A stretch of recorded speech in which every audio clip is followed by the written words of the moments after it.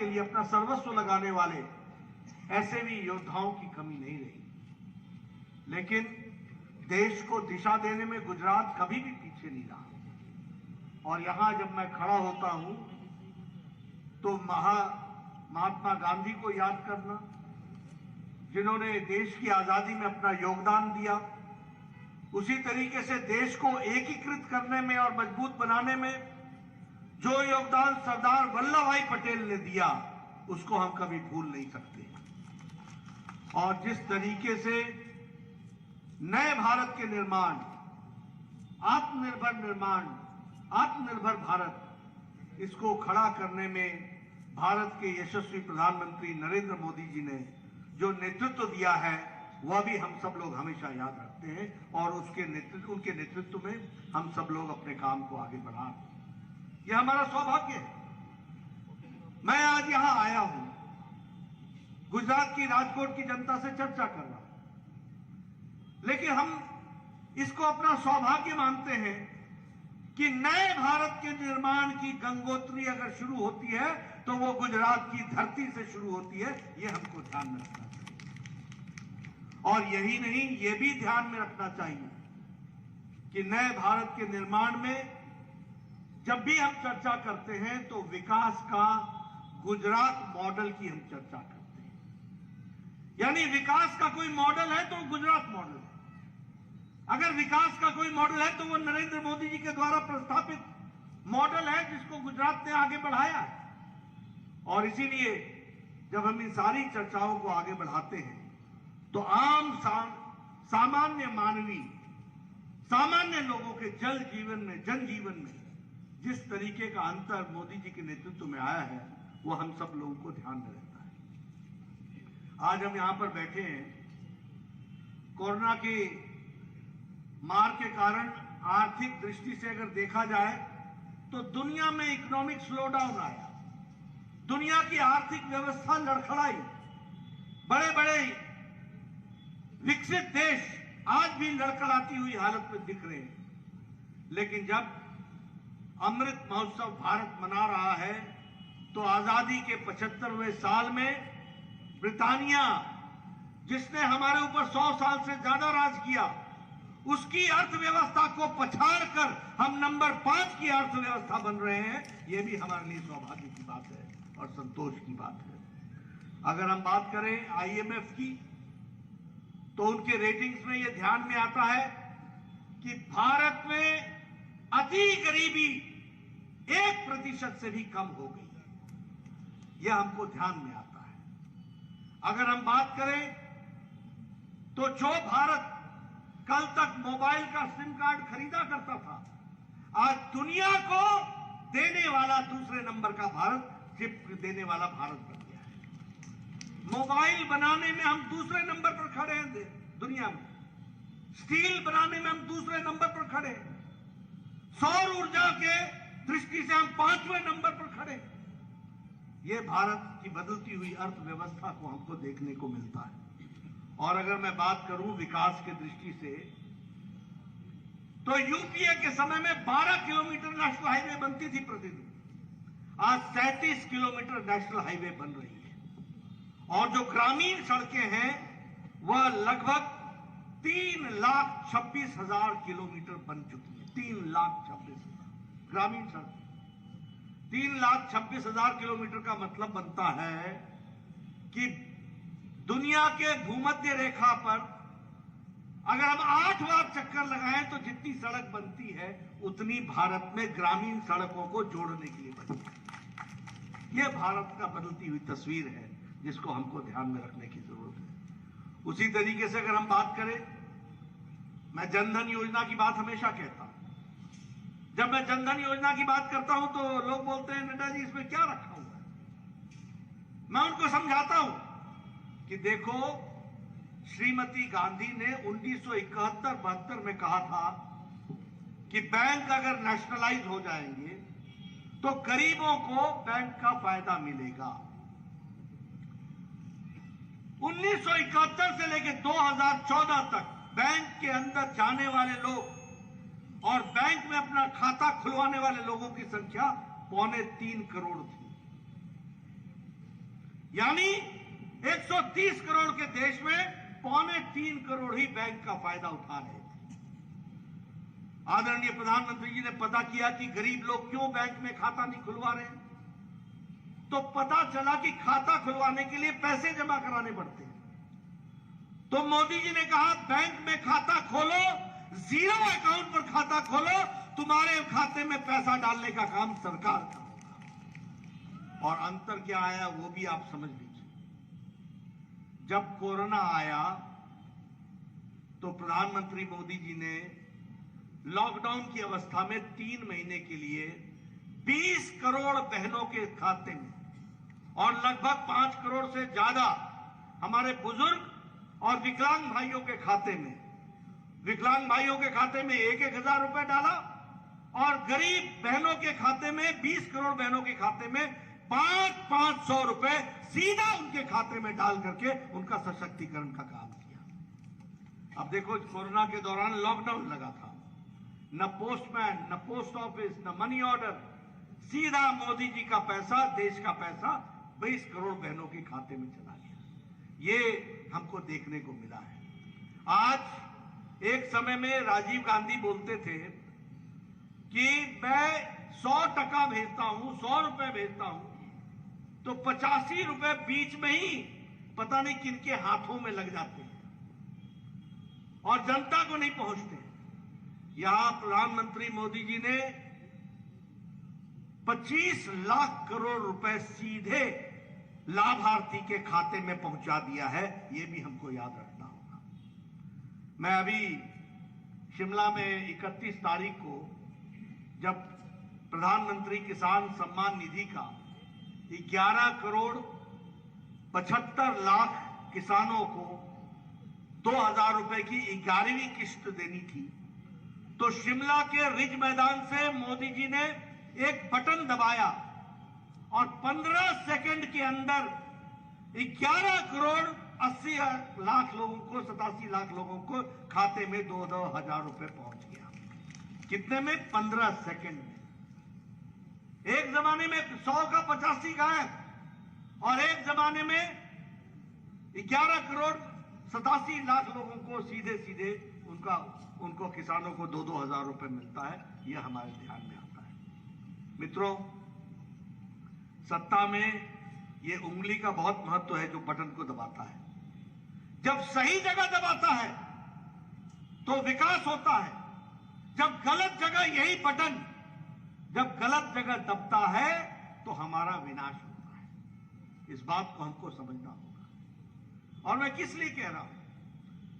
जवाहरलाल नेहरू ने एक all India institute of medical sciences दिया, एक। अटल जी ने 6 दिए और प्रधानमंत्री मोदी जी ने 11 all India institute of medical sciences दिया और आपके राजकोट को भी 1100 करोड़ रुपए से ज्यादा की कीमत का आपको all India institute of medical sciences दिया कि नहीं दिया? दिया कि नहीं दिया? ओपीडी शुरू हो गई कि नहीं हो गई? और बहुत जल्दी आईपीडी भी शुरू होगी। प्रधानमंत्री मोदी जी उसका उद्घाटन करेंगे। लेकिन यह फैसला कैसे हुआ? यह फैसला इसलिए हुआ क्योंकि आपने विकास की दृष्टि से विकास पुरुष को चुना। आपको मालूम है कि देश में 200 नए मेडिकल कॉलेज बन गए, 200 न्यू मेडिकल कॉलेज। आज मैं गया हुआ था अंकलेश्वर, भरूच में एक नया मेडिकल कॉलेज खुल गया। कौन सी जगह है जहां नया मेडिकल कॉलेज नहीं खुला है? और मेडिकल कॉलेज की सीटें, जब मोदी जी ने चार्ज लिया था तो एमबीबीएस की सीटें 54,000 प्रति वर्ष 54,000 डॉक्टर बनते थे। आज 83,000 डॉक्टर प्रति वर्ष बन रहे हैं, डिग्री ले रहे हैं। यह हमको समझना होगा। अगर मैं बात करूं पोस्ट ग्रेजुएट स्टूडेंट्स की, डॉक्टर्स की, तो 30,000 प्रति वर्ष बनते थे। आज 54,000 पोस्ट ग्रेजुएट स्टूडेंट्स पास करके निकल रहे हैं। यह स्थिति आकर के खड़ी है। 2002 में आपकी जीडीपी, गुजरात की जीडीपी 99,000 करोड़ रुपए थी। आज जीडीपी गुजरात की वह 19,80,000 करोड़ रुपए पहुंच गई है। 19,80,000 करोड़। बताइए विकास हुआ कि नहीं हुआ? ये इसलिए विकास हुआ क्योंकि आपने समय समय पर सही फैसला लिया है। विषय उदय भाई का नहीं है, उदय भाई को तो आप विधायक बनाएंगे ही। विषय भूपेंद्र भाई का नहीं है, विषय विजय रूपाणी जी का नहीं है, विषय आपके हक हकूक की रक्षा का है। 1 तारीख को उसकी हमको चिंता करनी होगी, यह हमको समझना होगा। और इसीलिए मैं बार बार आप लोगों से इस बात को निवेदन करने आया हूं। आप बताइए, गुजरात को गिफ्ट सिटी मिली कि नहीं मिली? गिफ्ट सिटी सबसे बड़ी इंटरनेशनल लेवल का स्टॉक एक्सचेंज बन रहा है कि नहीं बन रहा है? यह फर्क आया कि नहीं आया? दुनिया का सबसे ऊंचा स्टैचू, और जिस तरीके से सरदार वल्लभ भाई पटेल ने भारत को एक करने में अपना योगदान किया है, 182 मीटर की मूर्ति, 58 मीटर का उसका बेस, 240 मीटर का ये जो सबसे ऊंचा ये जो स्टैचू ऑफ यूनिटी है, वो गुजरात की शान है कि नहीं है? देश की शान है कि नहीं है?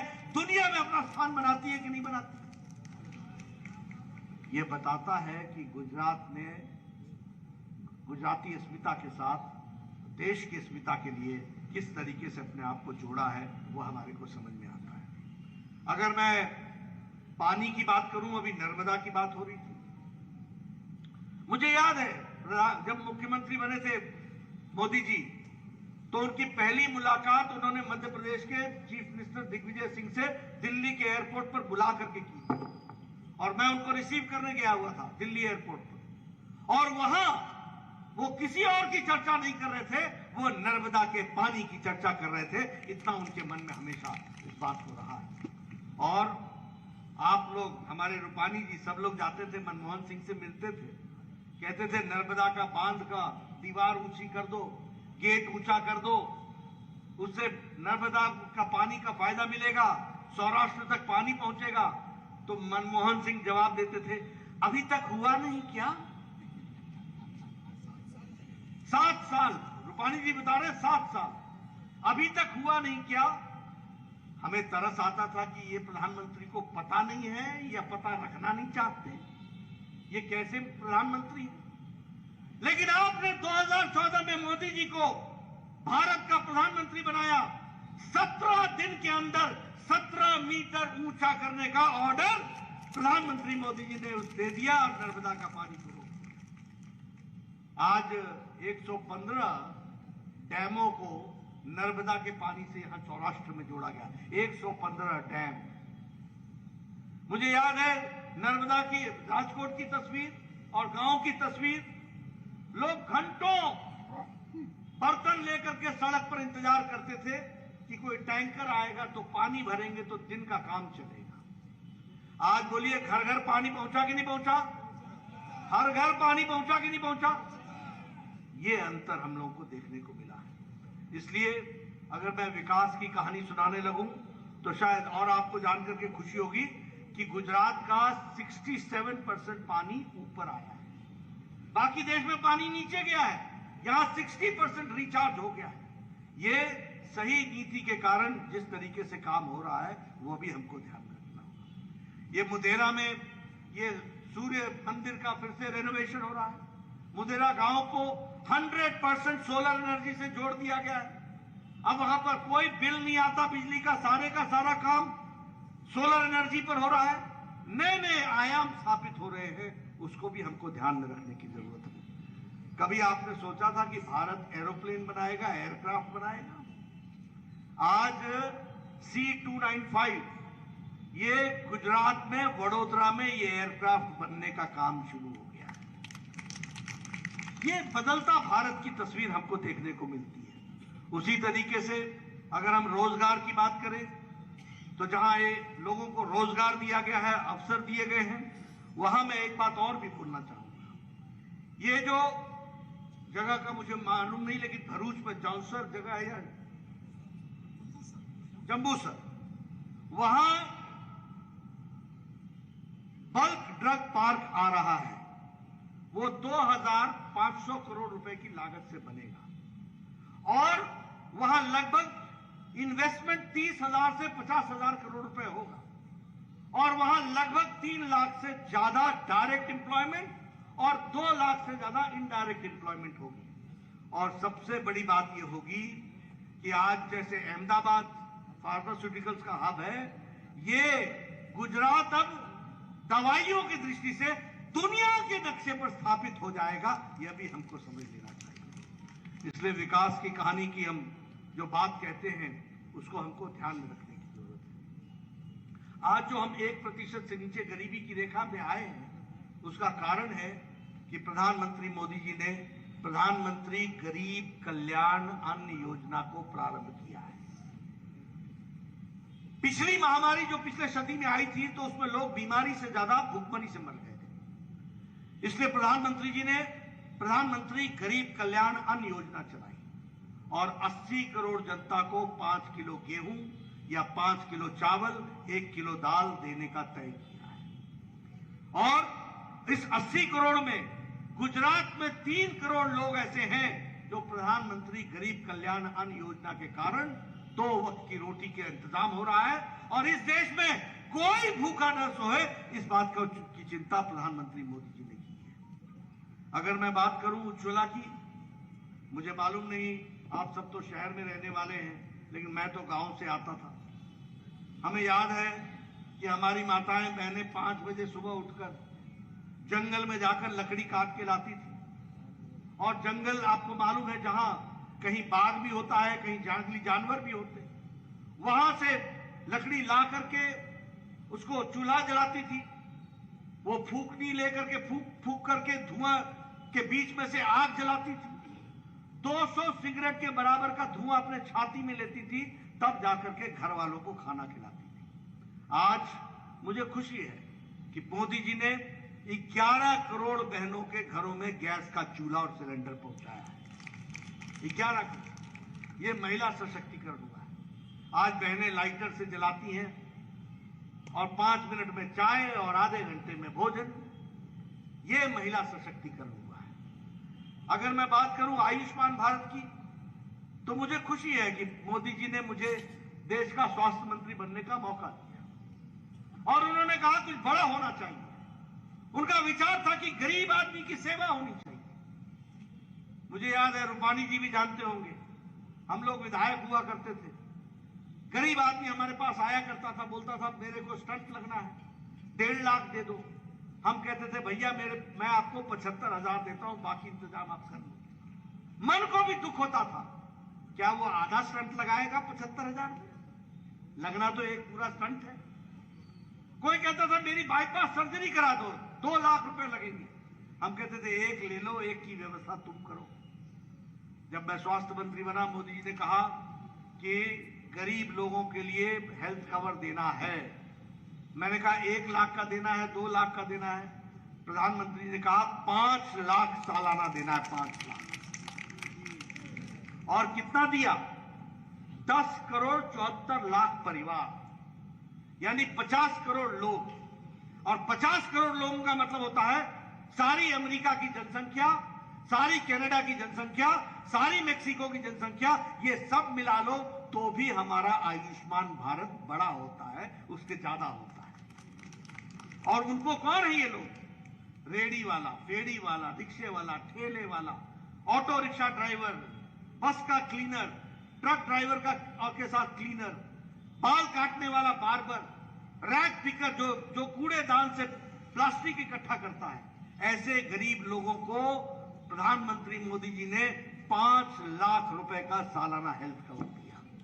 और गुजरात में यह संख्या 43 लाख परिवारों की है। और जो मुख्यमंत्री अमृतम योजना चली, उसमें 41 लाख, उसमें भी 43 लाख है आयुष्मान भारत में, और मुख्यमंत्री अमृतम योजना के अंतर्गत 41 लाख परिवारों को जोड़ा गया है। इसलिए अब गुजरात में कोई भी गरीब ऐसा व्यक्ति नहीं है जिसको सालाना 5 लाख रुपए का हेल्थ कवर नहीं मिला। कभी कांग्रेस सोच सकती थी इस काम को? कभी उन्होंने गरीबों की चिंता की है? कभी वो इस तरीके का कार्यक्रम कर सकते थे? अगर मैं बात करूं प्रधानमंत्री आवास योजना की, अब मैं सुनाना चाहूंगा आपको। मैं एमएलए होता था, कब? 1993 में। तो 1993 से 98 में 2003 में मेरा BDO, block development officer, BDO, आपके यहां भी शायद बीडीओ ही बोलते हैं, वो बीडीओ मेरे घर आया करता था और कहता था नड्डा साहब आपको खुशखबरी सुनानी है। मैं बोलता था क्या खुशखबरी है? बोला 2 पंचायतों में एक मकान आपको इंदिरा आवास योजना का मिला है, अब बताइए किसको दूं ये मकान? मैं कहता था आप ही रख लो, 2 पंचायतों में एक मकान लेके मैं क्या करूंगा, किसको दूंगा? और आज प्रधानमंत्री आवास योजना में मोदी जी ने 3 करोड़ 60 लाख लोगों को प्रधानमंत्री आवास योजना में पक्के घर दिए हैं, पक्का छत दिया है, ये भी हमको याद रखना चाहिए। और जब मैं आवास योजना की बात करता हूं तो 15 लाख घर यहां गुजरात में बने हैं और राजकोट में, ईस्ट में, आपके यहां उदय भाई 54,529 घर बने, 54,500। ये हम रिपोर्ट कार्ड लेकर के आते हैं, जवानी जमा खर्च बात नहीं करते हैं, आंकड़ों के साथ बात करते हैं। तो ये अंतर है। और वो इंदिरा आवास योजना, ये प्रधानमंत्री आवास योजना। स्वच्छ भारत की बात करें, प्रधानमंत्री जी ने लाल किले के प्राचीर से कहा कि हमको स्वच्छता लानी है, इज्जत घर बनाना है, तो कांग्रेसी भाई हंसे थे, क्योंकि इनको गरीबों के बारे में तो क्या जानते थे, ये उनकी पीड़ा क्या जानते थे। जब इज्जत घर बनाने लगे तो 11 करोड़ से ज्यादा इज्जत घर बने, 11 करोड़ से ज्यादा। इसका मतलब 11 करोड़ हमारी बहनें, हमारी माताएं, हमारे बच्चे अपने दैनिक नित्य जीवन के क्रम के लिए वो खेतों में जाया करते थे, खुले में शौच जाते थे, ये उनकी स्थिति थी। आज 11 करोड़ बहनों को इज्जत अगर दी है और उनका सशक्तिकरण किया है तो मोदी जी ने किया है, ये हमको याद रखना चाहिए। और महिलाओं का सशक्तिकरण हुआ है, उसमें भी मैं आपको बताना चाहूंगा कि 41 लाख इज्जत घर गुजरात में बने हैं और 37,857 इज्जत घर राजकोट ईस्ट में बने। उदय भाई आपकी कॉन्स्टिट्यूंसी में बने। ये स्थिति आकर के खड़ी हुई है। मित्रों, जल जीवन के बारे में आपको मैंने पहले भी बताया और आपके सामने हमारे रूपानी जी ने भी बताया कि पानी के लिए त्राहिमाम होती है। आज पानी की आपको सुविधा मिल गई है, हर घर जल पहुंच चुका है, यह भी हमारे ध्यान में आता है। प्रधानमंत्री किसान सम्मान निधि की बात करूं तो 11 करोड़ 74 लाख लोगों को किसान सम्मान निधि मिल रही है और 66 लाख लोग वो गुजरात से संबंध रखते हैं, यह भी हमको ध्यान में रखना है। मित्रों, ये डबल इंजन की सरकार है और जब मैं डबल इंजन की सरकार बोलता हूं तो ऊपर अगर नरेंद्र भाई हैं तो नीचे उसको कार्यक्रम को इंप्लीमेंट करने के लिए भूपेंद्र भाई जोर से लगे हैं। और मैं यह कहना चाहूंगा कि रूपानी जी ने भी पूरी मेहनत करके गुजरात की सेवा की और डबल इंजन में मोदी जी के आशीर्वाद से गुजरात की चिंता करके उसको आगे बढ़ाने का काम किया। लगभग 1,60,000 लोगों को नौकरी दी गई है। उसी तरीके से बजट का इन्वेस्टमेंट बढ़ाया गया। उसी तरीके से यहां फॉरेन डायरेक्ट इन्वेस्टमेंट जो है वो 37% भारत का, वो गुजरात में फॉरेन डायरेक्ट इन्वेस्टमेंट आया है, जिसको हमको ध्यान में रखना है। और गुजरात की दृष्टि से अगर मैं विकास की दृष्टि से कुछ बातें आपके सामने रखना चाहता हूं, मैं आपको बताना चाहता हूं कि गुजरात जहां तक स्वच्छता का सर्वेक्षण में वह दूसरे नंबर पर खड़ा है। अगर हम गुजरात की फास्टेस्ट डेवलपिंग सिटीज बताएं तो उसमें अहमदाबाद, वडोदरा, राजकोट ये सबसे तेज गति से बढ़ने वाली सिटीज बनी है और साथ ही साथ स्वच्छता की दृष्टि से भी इन लोगों ने अपना स्थान बनाए रखा है। और जैसा कि मैंने कहा कि green field international airport Hirasar में आ रहा है, उसमें लगभग 2,500 करोड़ रुपए खर्च हुए और वो बहुत जल्द, शायद अगले साल तक वो भी समर्पित हो जाएगा हीरासर का। वो उसी तरीके से रैपिड बस ट्रांसपोर्ट सिस्टम वो भी डेवलप हुआ है और उसी तरीके से खंडेरी में क्रिकेट स्टेडियम जो है वह भी बन रहा है।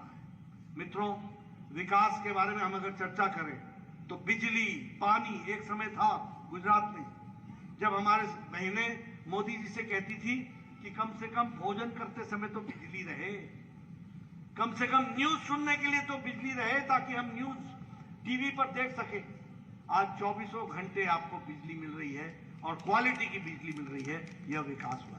तो इसलिए विकास के आयाम की अगर मैं चर्चा करूं तो एक लंबी सूची है, लंबी लिस्ट है जिसने विकास को जोड़ा है। लेकिन मित्रों, इसके साथ साथ मैं यह भी कहना चाहता हूं कि कांग्रेस पार्टी जो आपके सामने आजकल घड़ियाली आंसू बहा करके आपके वोट को लेने का प्रयास करती है, उनको भी हमको मुंहतोड़ जवाब देना चाहिए। कल जो राहुल गांधी जी ने वीर सावरकर के बारे में कहा, जो अशोभनीय टिप्पणी की, वो भारत को जोड़ने का काम है या तोड़ने का काम है? और मैं तो कई बार उनको बोलता हूं, देश तो बाद में जोड़ना, पहले पार्टी जोड़ लो, अपनी पार्टी तो जोड़ लो। मित्रों, ये वही राहुल गांधी है। मैं बार बार लोगों को बताता हूं, देखो, नेता एक वक्तव्य से पकड़ में आता है। जिस तरीके से चावल की किस्म एक दाने से पहचान में आती है, उसी तरीके से नेता एक वक्तव्य से पकड़ में आता है। आपको मालूम है कि दिल्ली जवाहरलाल नेहरू यूनिवर्सिटी में नारे लगे थे, अफजल हम शर्मिंदा हैं, तेरे कातिल जिंदा हैं। लगे थे नारे कि नहीं लगे थे? ये अफजल कौन है? ये अफजल वो है जो पार्लियामेंट के अटैक का मास्टरमाइंड था। और अगर अफजल हम शर्मिंदा है, तेरे कातिल जिंदा है, इसका मतलब कातिल कौन हुआ? सुप्रीम कोर्ट का जज जिसने फांसी की सजा सुनाई, भारत के राष्ट्रपति प्रणब मुखर्जी जिसने फांसी की सजा को अपहेल्ड किया, वो कातिल हो गए। और राहुल गांधी दूसरे दिन जेएनयू में जाकर के इनके साथ खड़े हो जाते हैं, कंधे से कंधा मिलाकर, और वहां नारे क्या लगते हैं? भारत के होंगे टुकड़े टुकड़े इंशाअल्लाह इंशाअल्लाह। ये टुकड़े टुकड़े गैंग वाले आज भारत जोड़ो यात्रा पर निकले हैं। सलमान खुर्शीद कहते हैं कि सोनिया गांधी जी को रात को नींद नहीं आई, रोती रही, क्योंकि बाटला इनकाउंटर में जो लोग मरे उससे उनको बहुत दुख हुआ। कौन मरे बाटला इनकाउंटर में? जो टेररिस्ट थे, जिनको कोर्ट ने सजा सुनाई। ये टुकड़े टुकड़े गैंग कर बोलने वाले लोग, उनके साथ खड़े होने वाले लोग आज भारत जोड़ो यात्रा में चले। मित्रों, मैं इनको सुबुद्धि में दे भगवान, ये निकले हैं, अच्छी बात है, लेकिन ये जो समाज को बांटने का काम करते हैं, उनसे हमको खबरदार रहनी चाहिए। और एक नई पार्टी भी यहां आई है आपके यहां पर, उसका भी मैं आपको सुना देना चाहता हूं। ये जहां जाते हैं ऐसा बैनर बुनर लगा करके दिखाते हैं, बस हम ही हम हैं, हम ही हम हैं, हम ही हम हैं। और हमारे लोग भी कई बार पूछने लग जाते हैं, ये क्या है, ये क्या है मसला? मैं आपको बताना चाहता हूं, उत्तर प्रदेश में लड़ने गए थे आप पार्टी, 540 सीटों पर चुनाव, 450 सीटों पर चुनाव लड़ा, 340 सीटों, सॉरी 340 सीटों पर चुनाव लड़ा, और 329 पे जमानत जब्त करा करके आ गए। उत्तराखंड में गए थे चुनाव लड़ने, 69 सीटों पर चुनाव लड़ा था, 65 सीट पर जमानत जब्त करा गए। और इनका मुख्यमंत्री का कैंडिडेट आजकल भारतीय जनता पार्टी का प्रचार कर रहा है, हमारी पार्टी में आ गया। गोवा गया, वहां बैनर ही बैनर, बैनर ही बैनर। मैंने कहा क्या है? बोलने के आगे आगे देखिए, इलेक्शन चलेगा तो पता लगेगा। 39 सीटों पर चुनाव लड़े, 35 सीटों पर जमानत जब्त करा। मणिपुर तो गए नहीं, हमारे हिमाचल आए हैं, 67 सीटों पर चुनाव लड़ा है। मैं यहां आपको बता के जा रहा हूं, 67 की 67 सीटों में जमानत जब्त इनकी होगी, यह परिस्थिति आकर के खड़ी होगी। यहां शिक्षा मॉडल, वहां घोटाला मॉडल। आप बताइए, क्लासरूम का टेंडर और क्लासरूम बनाने का की कीमत और बाथरूम बनाने की कीमत एक हो सकती है क्या? दिल्ली में है, ये है इनका मॉडल, ये है इनका मॉडल। शराब घोटाला, शिक्षा मंत्री शराब का घोटाला, मोहल्ले मोहल्ले शराब पहुंचा दी। कहते थे हम पानी माफिया को समाप्त करेंगे, 1000 टैंकर एक्स्ट्रा लगा दिए। कहते थे हम डीटीसी के दिल्ली ट्रांसपोर्ट कॉरपोरेशन के बसों में सुधार करेंगे। बसों की संख्या घट गई। ये कहते थे कि हम किसी क्रिमिनल को हम टिकट नहीं देंगे। 3 तो जेल में पड़े हुए, बाकी बेल पर है। मंत्री जेल में है। और आज एक और इनका विधायक स्टिंग ऑपरेशन में पकड़ा गया 1 करोड़ रुपए की घूस मांगते हुए। भ्रष्टाचार की सीमाएं पार कर गए। ऐसे लोगों से भी हमको बच करके रहना है। और इनका जो रिकॉर्ड है ना जमानत जब्त होने वाला, वो रिकॉर्ड आपने भी बरकरार रखना है। इसको भी हमको ध्यान में रखना है। मित्रों, यह चुनाव आपके भविष्य का है, अगले 5 साल के सुदृढ़ीकरण का है। मोदी जी के सपनों को पूरा करने के लिए जिस तरीके का आशीर्वाद गुजरात और देश की जनता को मिल रहा है, उसमें हमको भी अपने आप को समावेश करने का है। और उदय भाई, जो एक 20 साल तक कॉर्पोरेटर के रूप में आपकी सेवा की है, जिन्होंने दिन रात एक करके आपकी सेवा की है, उनको मौका मिला है कि वो विधानसभा में आपकी सेवा करें। मैं आपसे निवेदन करने आया हूं, भरपूर आशीर्वाद दीजिएगा। सिर्फ आपका वोट नहीं चाहिए, आपके रिश्तेदारों का भी वोट चाहिए, आपके